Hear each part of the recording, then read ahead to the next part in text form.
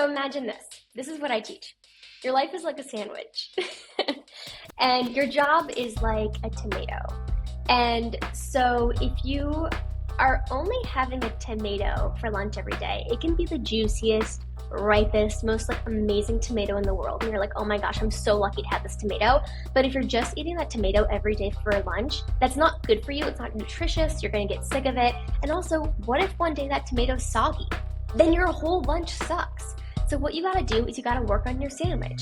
You have to put in exercise, a little bit of lettuce. Oh, okay, now we're talking about a caprese salad. Put some balsamic vinegar. Ooh, maybe that's knitting. You have to add more to your life, seeing your friends, joining a volleyball club, walking your dog. Volunteering is massively helpful, getting perspective. The less work becomes the centerfold of your life. You have to decenter work from your life. Welcome to Media in the Mix, the only podcast produced and hosted by the School of Communication at American University.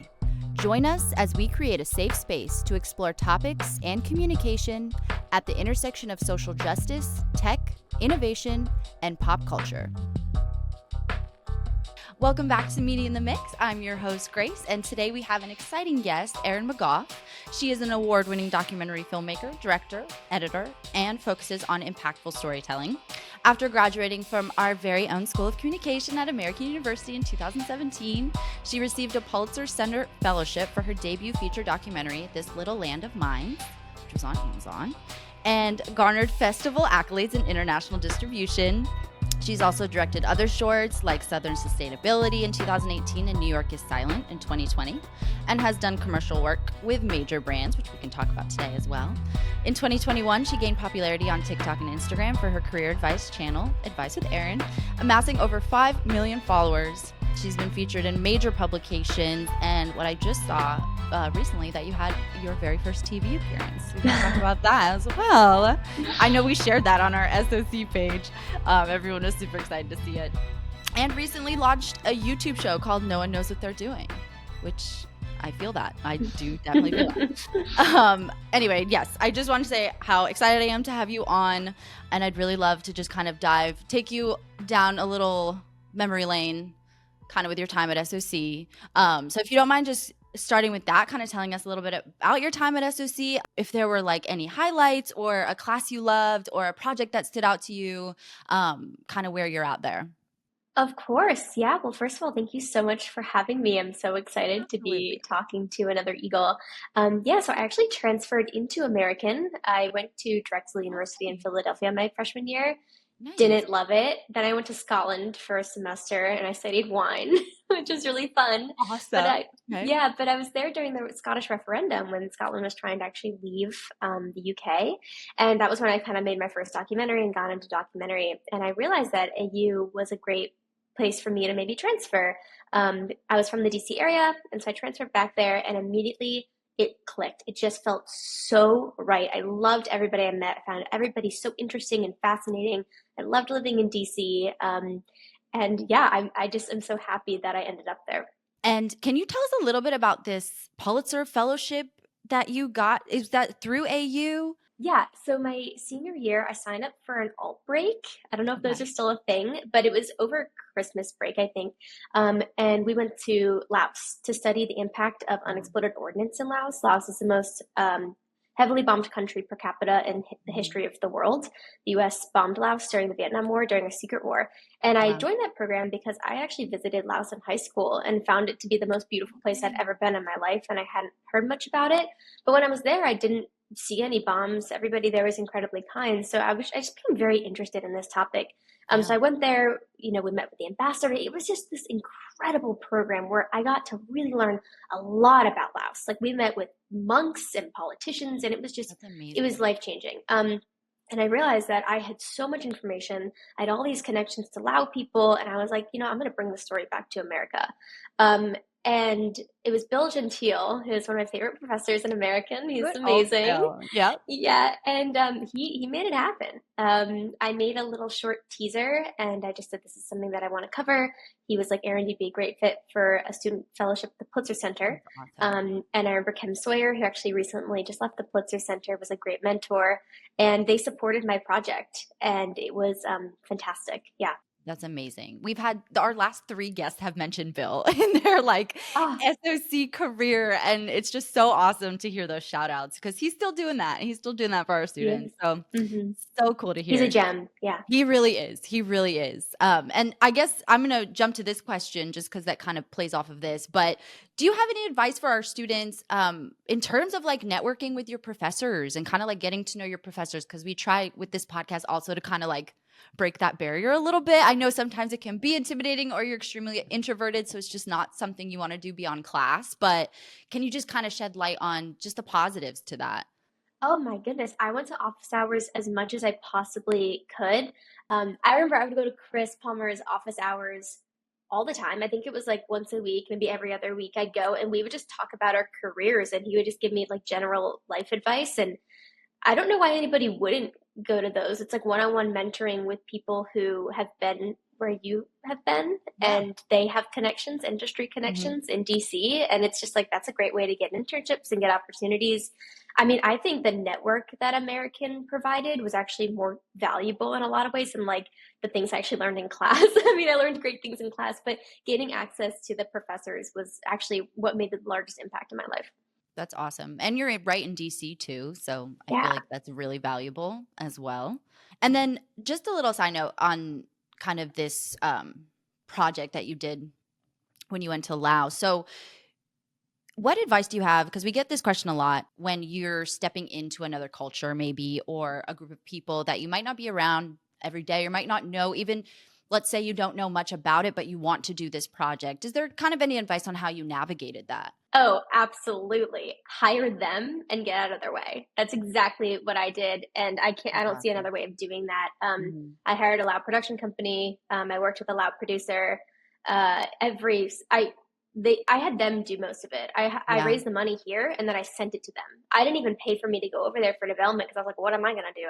Right. I mean, I speak a little loud, but like they're the people Right. who are gifted and talented and they know. But what I really brought to the project was an American perspective. Like, for example, my loud producer, he didn't understand that Americans didn't know. So we actually had to Mm. collaborate and work together to make a product that Americans would actually be able to understand. So that's what was really beautiful about that project was it was a Yeah. collaboration between me and the loud people to really make something that would translate and Right. would educate Americans properly. That's awesome. Good for you. That's actually a really good point because sometimes it's like we would just, even if we tried our hardest, we still wouldn't know kind of what to do. Or, yeah, that makes a lot of sense.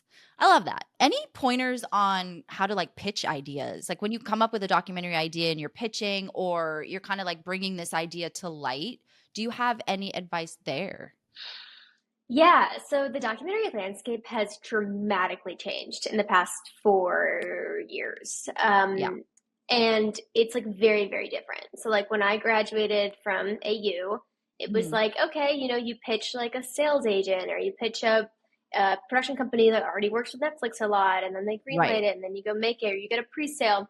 Nowadays, though, the big financiers and distributors, Netflix, HBO, Hulu, all of them are more internalized.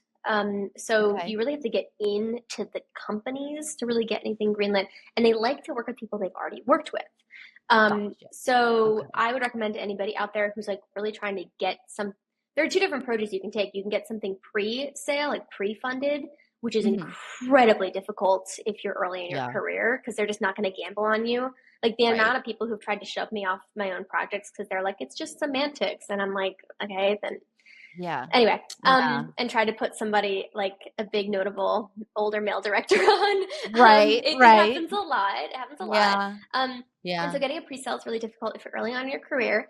The other way to do it is to like raise money grants or usually Okay. a waste of time, but you can try Yeah. grants. They are really slow and they're usually not that much money. Hmm. Fundraise, on Indiegogo or something like that. And then you can Okay. kind of fund to make a sizzle. And that's how you can kind of ship it out. But nowadays, like the most of the film that you can make yourself, the better off you are. I would Right. avoid like if you have the choice between two projects, one that you can just kind of go make and one where you like really need funding to do it.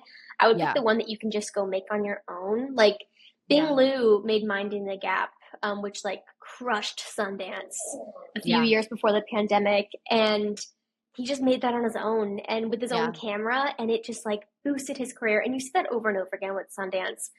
So I recommend like This Little Land of Mines. I ran like 3 crowdfunding campaigns. I applied Yeah. to hundreds of grants. I stayed up until Right. 4 a.m. all the time, and Yeah. I didn't get any of them. Like I got a Yeah. few, but like, it's really, really hard. Yeah. And so you just got to figure out like what films recently got made and how did they get made and who made them, Right. and then message those people and be like, hey, I have a concept, or I have a unique access is a big thing, or I have a notable figure attached. Those are things that people are really looking for nowadays. And if it's having to do with the sports or music niches or any type of celebrity, money. But if it's having to do with anything like in the environment or politics, they don't really want it right Yeah. now. Yeah. Lord. Okay. Okay. That's awesome advice though. It's very, sorry guys if that's disheartening. That's just very like real No. advice. This is a part of it because I feel like we do.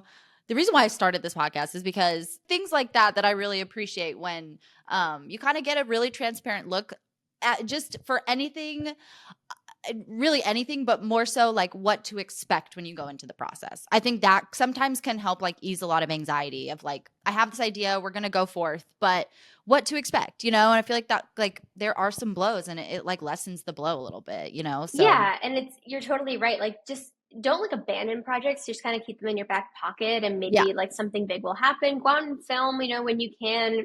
Documentaries are just a labor of love, and there was a golden yeah, age, I think, for a while there, and the golden age has yeah, unfortunately kind of dulled a little bit.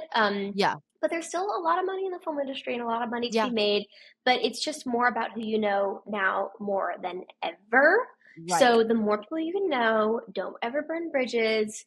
Just yeah, just get to know a lot of people. mhm, That's really like it's really going to help you. yeah. And kind of like move with the times, I guess. I appreciated that you said that recently too about AI and just like how I think we were so scared that it was just gonna like take over, but now it really is like, do you know AI? Like, can you use AI? Because that's probably likely going to be the next step of like, okay, who can use it? Who can run it? Who can kind of do. So It's like any new technology. I think it's overblown short term, but underblown long term. I think now people are kind of realizing that all these AI systems aren't as great as people thought they were going to be. But yeah, they will they make be. Like mistakes too. in 10 Yeah, years, they're going to be incredible. But yeah, right now, it's like it's sloppy. It's like when the right. first MacBook came out, and now we look at it and we're like, Mhm. oh, that thing was ugly. But Yeah, it's yep, we're just in the beginning stages of it. yes, yes. And it's scary, but it's the way it is. It is, I know, but it's like the more you know, I guess the better at this point. So it's like the more you can learn. I don't know. Roll with the We'll punches. see. We'll see. Yeah, exactly. We'll see how that goes. Reading your bio, there's so much that you're doing in all aspects of media. So can you kind of just give us like a look into kind of a day in your life or just like a week into your life and how you sort of touch on all these aspects of media? Yeah, so I'm self-employed. I run my own. I have a production company called Gray Films. I'm in New York City, and then I have Advice with Erin, which is my like social media side. So I kind of split up my professional career into 2 categories. One side is documentary filmmaking, and the other side is running this like media platform Yeah, where I give career, life, and not financial advice, but education. right. And I help people just learn about kind of like the hidden curriculum of adulthood, Hmm. things that we don't learn in school. And maybe wealthier kids learn from their parents, but the rest of the kids just kind of have to fend for themselves, how Yeah. to make a resume, how mortgages and credit cards work, things like that. Hmm. And that's something that I'm really passionate about doing, in addition to documentary filmmaking. But to be quite frank, documentary filmmaking isn't a sustainable career. It's not. Right. You can't do it full time unless you have financial support from Right. outside. Unless Right. you have a spouse, who's willing to do that, or you're willing to live on the cheap, or you have Hmm. parents. And the documentary and the film industry in general has been going through a really, really rough period the past few years. So Yes. I have projects in development. Everybody has projects in development. I have some projects in production.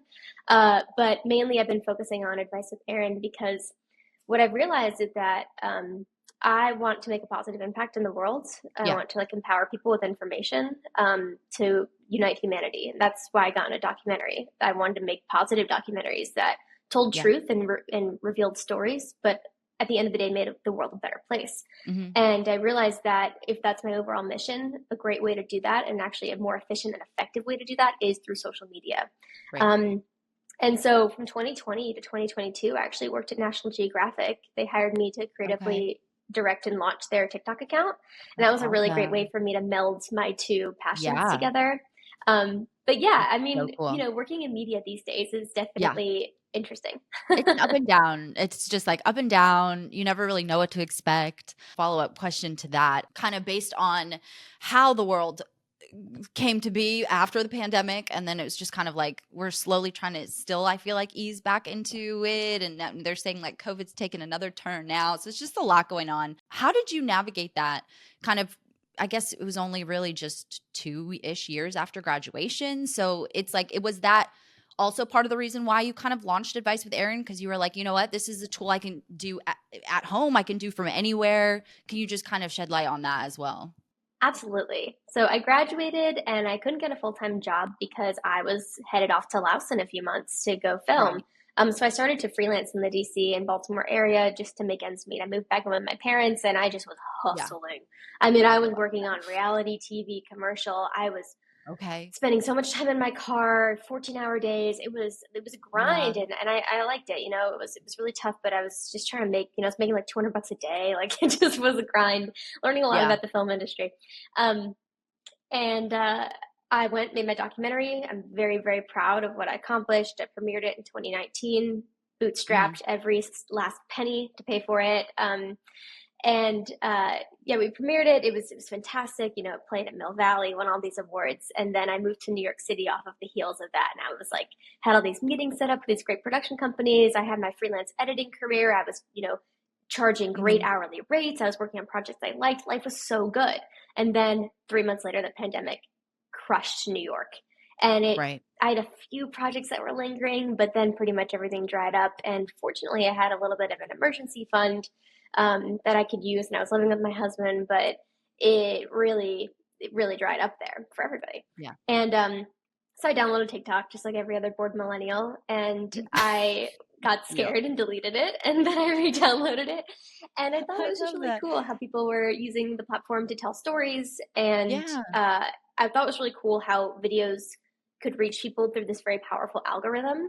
And I thought it Mhm. might be a cool way to help people educate them about the film industry. Because I find that the film industry is an incredibly unequal place. It's just not a meritocracy at all. So I was like, what if I could, help people like learn how to actually get on set? And so I make this little Right. video. It was about like what's a producer versus a director. So that Yeah. some kid who maybe couldn't afford to go to film school could just like maybe Right. learn something from my videos. Anyway, Yeah. so I was giving career advice for the film industry, and it was just going viral. People were loving my advice, That's and they were asking for awesome. me to make it more general. And giving Yeah. career advice is always something that I've been passionate about. In college, I would sit in the DAV and I would help people with their resumes. That was like a I hobby love of that. mine. Yeah. That's So amazing. it's always been a passion. I That's started making the awesome. videos. They just started going really viral. I was very up against taking it seriously because I was like, I'm a documentary filmmaker. I'm not an influencer. I don't want to be an influencer. Then I realized that you Right. can just be both. I can Yeah. have both aspects of my career. And I left my job at Nat Geo in 2022. And Okay. now I've been doing advice with Erin a little more full time. Wow. I love that. That's awesome. And I guess just a quick follow-up question to that. Should people fear freelance and being self-employed? Can you, I know we've actually talked about that a lot, and people are like, it's like the inconsistency and the making money and the, what, like what does that look like? And I know it clearly is going so well for you. So just any advice on kind of not, just don't fear it, try it, and it could be the lifestyle that's right for you. Yeah, so I think there's two things. The first thing is that I don't think freelancing or being a business owner is for everyone. I really don't. Right. I think that if you're not Yeah. motivated or driven by like money, um, Mhm. or independence and being able to Yeah. control your time. So for me, time is a big thing. I did the corporate thing and I was like, I hate someone telling me to come in and having to ask permission to go on vacation. I was like, this is gross. So Yeah. that's like why I really love freelancing, and I've been doing it for 7 years. Yeah. And then the other side of it is that people say, oh, I want a job because it's stable. And I always laugh at Right. that because I'm like, being self-employed is actually more stable in my opinion than being employed by Yeah. somebody else, because no one can lay me off. Nobody can fire me. Right. I That If I want that's more such a money, I good go out and make more point. money. Yeah.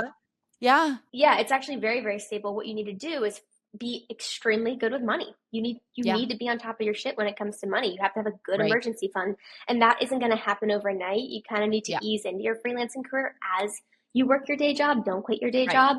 And then once you can beef up that emergency fund in case of a global pandemic, and you Yeah. have your retirement fund, and if you're over 26, have your healthcare fund figured out, it can be the most liberating thing in the world. I made six figures when I was 25, and I was taking off basically the entire month of July.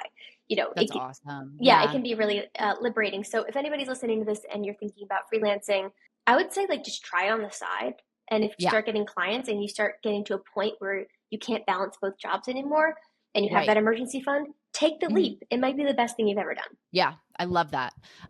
Such good points there too that we don't really think about. It's like, you know what? It really is the way you look at things. So that's another good point for people. Yeah. It's all about perspective, and it's all relative to like what makes you happy. But I do agree with a lot of that. And then, would you say like you had a lot of repeat clients? Like, was it once you like networked with somebody that work was kind of like, oh, we have Erin, let's reach out to Erin type of?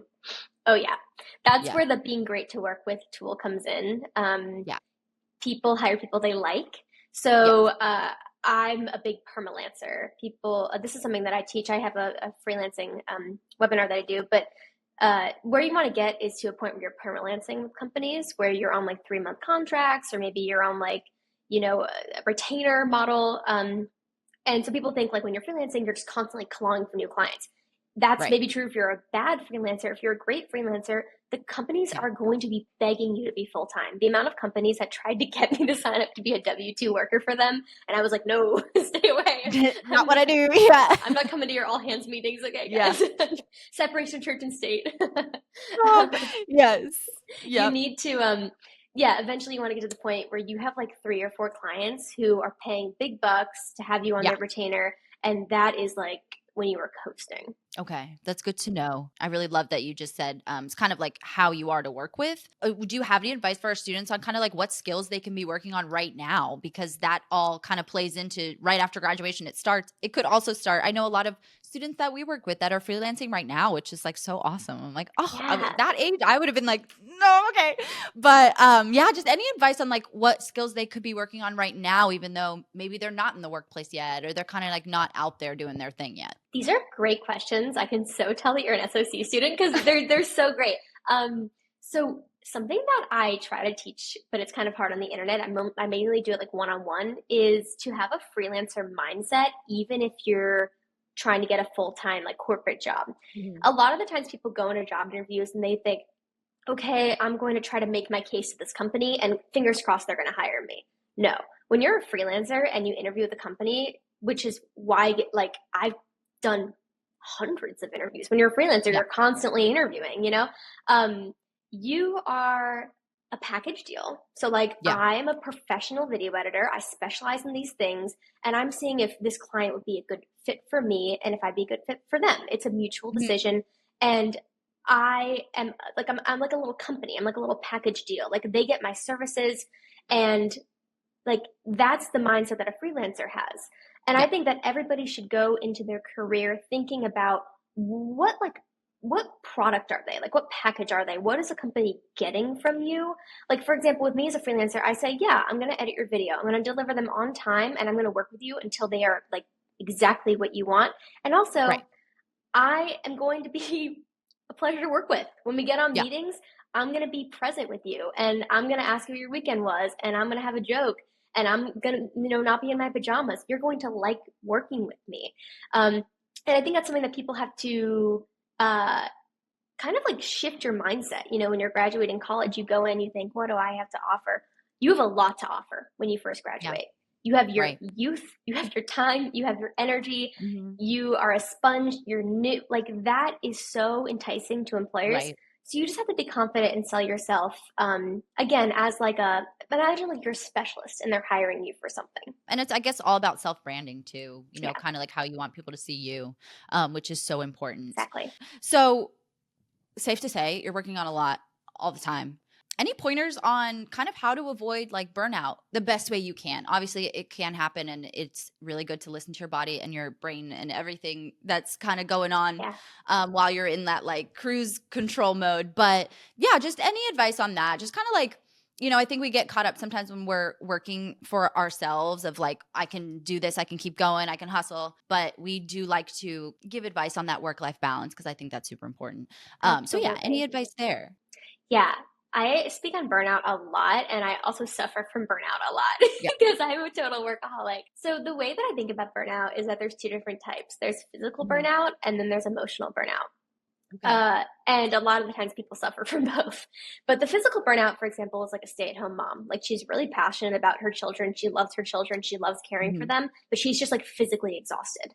And Right. that can also be true if you're like a travel consultant or you work in the film industry. Like you love working on Right. the set, but you are like physically depleted. Like your back Mhm. hurts, you got a headache, you're dehydrated. And then there is emotional burnout, where you're not physically depleted, but you're like emotionally just like dead inside, and you just Yeah. like you hate waking up in the morning, you get the Sunday scaries, you just feel like paralyzed. And that is a Yeah. bit more difficult to address because there's not an easy solution. So like with physical burnout, you can sleep. They're objective solutions, but with Right. emotional burnout, you have to figure out what's going to work for you. And there are many different things: meditating in the morning, drinking more water, quitting your job, setting boundaries. I'm going to tell you one thing that I've consistently seen work over and over and over again, and nobody believes me unless they've done it, or unless they do it and then they believe me. Anyway, get a hobby. Get a hobby is Yeah. get a hobby. So a Okay. lot of the times what I see with burnout is that people's jobs are their lives. Like Right. they wake up, log into their computer. You see this a lot with remote work. They log into their Mhm. computer. They have no morning routine, no work-life separation. They log Yeah. off, turn on Netflix, go to bed. There's no problem with working hard. You can work a ton and not get burnt out. There Right. are people who work in the film industry who work 14-hour days consistently and they don't get burnt Mhm. out. And it's because they feel fulfilled in what they're doing. Okay. Would you indulge me in my metaphor? I Yeah. have a metaphor on burnout. Okay. Absolutely. So imagine this. This is what I teach. Okay. Your life is like a sandwich. Okay. And I your think. job is like a tomato. And Okay. so if you are only having a tomato for lunch every day, it can be the juiciest, ripest, most like amazing tomato in the world. And you're like, oh my gosh, Yeah. I'm so lucky to have this tomato. But if you're just eating that tomato every day for lunch, that's not good for you. It's not nutritious. You're going to get sick Yeah. of it. And also, what if one day that tomato's soggy? Then your whole lunch sucks. So what you got Right. to do is you got to work on your sandwich. You have to put in exercise, a little bit of Yeah. lettuce. Oh, okay. Now we're talking about a caprese salad. Put some balsamic vinegar. Ooh, maybe that's knitting. You have to add more to your life. And people hate this advice because they're like, Erin, Yeah. I'm so exhausted. I can't add any. I'm exhausted when I come home from work. And Yeah. it sounds so counterintuitive. But the more that you add other elements in, seeing your Yeah. friends, joining a volleyball club, walking Mhm. your dog, volunteering is massively Yeah. helpful getting perspective.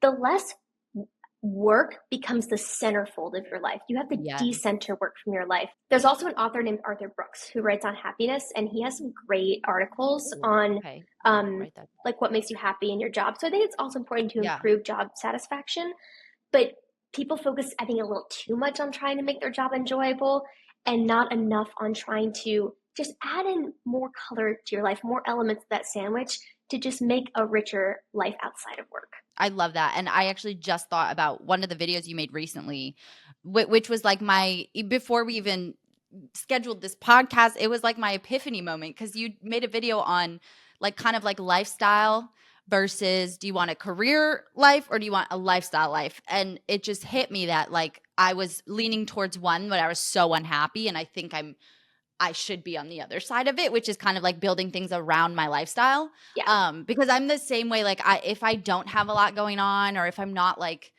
and I'm very like introverted too, so it's very interesting. But Yeah. I have my days, like it's like a mix. But yeah, I recently got into stand up comedy, like just like adding all No these little way. things. Yeah, it was so like it really, and it. I mean, I did it for 2 years. Now I'm kind of like taking a little break, kind of seeing what's next. But I've always wanted to be a comedy writer. So I was like, you know what? They always require that. Any job I've seen, they always say you have to have stand-up experience. So I felt like I was like checking off a box that was going to like build another block on top of that block, and Yep. it's such a game changer because I realized that a lot of it was like building my life around this career Mm-hmm. when it's the opposite for me. I'd rather like build everything around my lifestyle. Yes, I love So that for thanks you. for that. Yeah, I was like, I Yeah, watched that and I was like, oh my God, I'm doing one and I want the other. So, you can still be incredibly ambitious and want a very specific job and be right. lifestyle oriented Yeah. because for example, you said that you want to work in comedy. That's great. You want to work at a job that's fun and that's based around Yeah. comedy. I want to Yeah. do that too. That's why I use humor Yeah. in my videos. Yeah. I um love that. that doesn't People get it confused because it's like that doesn't mean that if you're lifestyle centered doesn't mean that you're not ambitious in your job and what you Right. want to do. I'm Right. lifestyle centered, but Yeah. if I wasn't lifestyle centered, I'd be living in LA working on a Universal set right now. I don't Right. want to be doing that with my days. I want to be home with my dog on my couch. So I Yeah. found a way to work in entertainment, to work in media, Yes. and still be Yes. home with my dog on the Yeah. couch. I love that. On the topic of burnout, comes the other side of that of like any just advice on time management, because that's like a really big factor when you're managing your own time. Yeah, especially when you're self-employed and you got Yeah. no one telling you what to do and you got to be your own Yep. bad boss. Yeah, I mean, like when you're freelancing, it's easy because you have clients telling you what to do. But when you're running your own business like me and you got to tell other people what to do, oh my gosh, my Yeah. assistant, I'm like, do we have to work today? And she's like, Erin, you got to work. I'm like, oh, okay. No, but I'm just kidding. That's awesome. Two things that I really like and that I found after having to manage my own time for years and just not wanting to work is one thing is time blocking. So I'll go into my MacBook iCal or whatever it is, and I'll just block off, everything that I'm doing that day. And I follow that. I set little alarms so that if I'm writing, you got to stop writing at 11, Erin. You got to go do this. And so I set little rules with myself like that. I have to eat lunch every day. I can watch a TED Talk while I eat lunch, but I can't scroll social media. I have all these like little rules for myself. The other thing that I really like is this little thing that I made up called the 3-2-1 method. And basically every morning I list out 3 work priorities. It's like 3 things that must get done. And if they don't get done, I'm going to be in trouble. Like they have to get done. I can have other things that are secondary to that if I'm done with these 3 things, I can move on. But these are the priorities. And then 2 health priorities, which can be as little as like drink a glass of water in the morning or as big as like go run 4 miles. And then 1 fun thing every day. I think people should prioritize laughing every day. I think it's a crime that we all are so sad all the time. Yeah. Yes. That's a great way to put it. I feel like we're all really just sad all the time. That might be where my humor came from, of just kind of like, well, I'm just going to learn to laugh through this rather than cry. You gotta laugh. I think learning how to laugh at things is emotionally intelligent. It is. And it's like, don't take yourself too seriously, I just feel like I have to ask, how was it being on TV? That was so exciting. Oh, I know yeah. we were all like freaking out in the office. We were like, oh my gosh, Erin went on Fox today. Fox News. How was that different than kind of everything else you've been doing? Yeah, it was a surprise. So Fox emailed me, and for the record, CNN has not emailed me, NBC has not emailed me. Fox is the first one to reach out to me. And at first I was like, ooh, like, do I really want to go on Fox News? But then I thought, because it's just, no matter where you stand politically, objectively, Fox News is polarizing. And I know that because I worked in journalism. Yes, of course. Yeah. And, but then I thought, wait, this is the most watched network in the world, and they want to interview me about Gen Z in the workplace. If I don't say yes, they're going to ask some other person, and who knows who that's going to be. And this is my opportunity to speak to an audience. And I don't know, I was kind of flattered that somebody said my name in a meeting, and they were open-minded, and they wanted to hear my opinions. It was wild. I live in New York. They sent a car. I went over. I know, and it was honestly a very pleasant experience. Awesome. They couldn't have been kinder.